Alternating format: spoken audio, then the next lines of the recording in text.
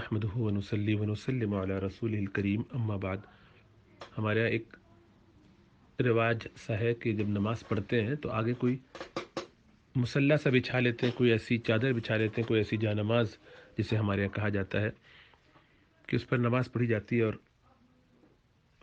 اہتمام کیا جاتا ہے، پھر اس کو ایک جگہ رکھ لیتے ہیں گھر میں۔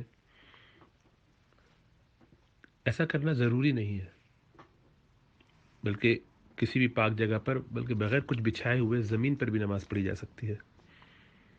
ہر پاک جگہ پر نماز ہو جاتی ہے، زمین کے کسی بھی خطے، کسی بھی حصے پہ۔ یہ اس امت کی خصوصیت ہے، رسول اللہ صلی اللہ علیہ وسلم کی خاص شان ہے۔ اللہ سبحانہ و تعالیٰ نے اس امت کے لیے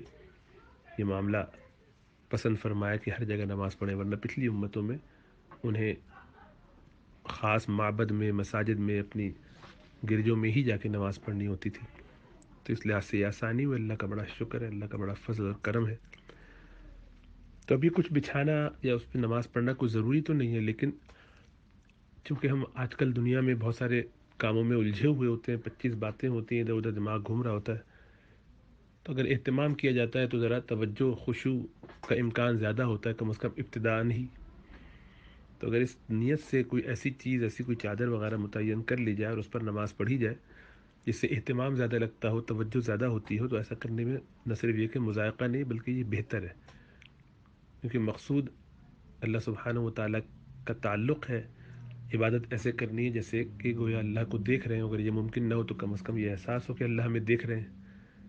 تو یہ احساس پیدا کرنے کے لیے جتنے بھی ذرائع استعمال کیے جائیں گے وہ اتنی ہی بہتری ہے اور اتنی اچھی بات ہے۔ لہٰذا اس اہتمام کے لیے اگر کوئی ایسا کرے تو درست، ورنہ ایسے کسی بھی جگہ نماز پڑھی جائے تو کبھی ایسا ہوتا ہے کہ وہ صاف نہیں ہے، مثلاً پاک تو ہے لیکن کنکری پڑی ہوئی ہے، مثلاً زمین پہ پڑھ رہے تھے، تو اس سے جو نماز میں خشوع ہے وہ کم ہوگا، توجہ اس طرح سے نہیں رہے گی، ایمان اتنے بنے ہوئے نہیں ہیں، تعلق مع اللہ اتنا مضبوط نہیں ہے۔ تو اپنے آپ کو ایسی مشقت میں ڈالنے کے بجائے یہ زیادہ مناسب ہے کہ کچھ پاک صاف سا کپڑا ہو جس پر اہتمام کے ساتھ نماز پڑھی جاتی ہو، پھر وہ گھر کے خاص حصے میں رکھی رہے،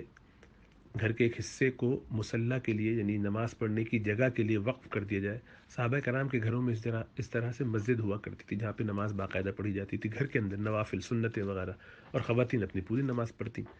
تو جس کو جیسے جو مسجد نہیں جاتے وہ گھر میں وہاں پہ پڑھتے، مردوں نے خواتین، تو وہ ایک جگہ مختص تھی، اور وہیں عبادت کا ایک ماحول بن جاتا تھا۔ جب نمازوں کا وقت آیا، مثلا تلاوت کا وقت آیا، ذکر کا وقت آیا،